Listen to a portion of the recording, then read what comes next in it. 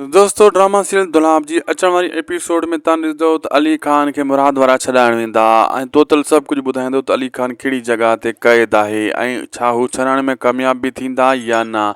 ऐं दोस्तों इहो ॿुधाईंदो हलां त ड्रामा सीरियल दुलाब जी हाणे बहितरीन मां बहितरीन अपडेट अॼु तव्हां सां असां शेयर करण वारा आहियूं। हिन वीडियो खे आख़िर ताईं ॾिसंदा, लाइक सब्सक्राइब शेयर ज़रूरु कंदा। दोस्तों मां ॿुधाईंदो हलां त अली ख़ान खे जेको आहे हू जॻह चेंज करे छॾींदा आहिनि जेका क़ैद करे वेठा आहिनि तोतल जा दोस्त। उन्हनि खे ख़बर पइजी वेंदी आहे त अली ख़ान ॿुधाईंदो आहे त मुराद पकिड़े खंभे खणी वियो तोतल खे, हाणे तव्हां कोन बचंदो, हिते पुॼण वारा आहिनि। ऐं तोतल जेकॾहिं सटको खाईंदो पीरल खां मुराद खां सभु कुझु ॿुधाईंदो ऐं उन जॻह ते तोतल वेंदा त हूंदो ई कोन अली ख़ान।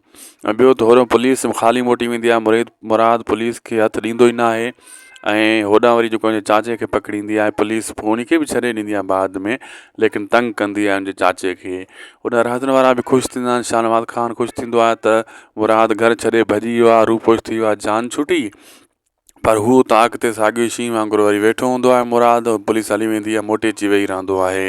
होॾे मंसूर ख़ान खे बि ख़बर पइजी वेंदी आहे, हू बि कोशिशि कंदो आहे त इन मसइले खे कहिड़े बि तरीक़े सां हल कराए जान छॾायां। दोस्तों वीडियो पुॻो पंहिंजी पुॼाणींदे, जे तव्हां हेसि ताईं ॾिठो आहे महिरबानी करे असांजे यूट्यूब चैनल खे ज़रूरु सब्सक्राइब लाइक शेयर ज़रूरु कंदा। अल्लाह हाफ़िज़।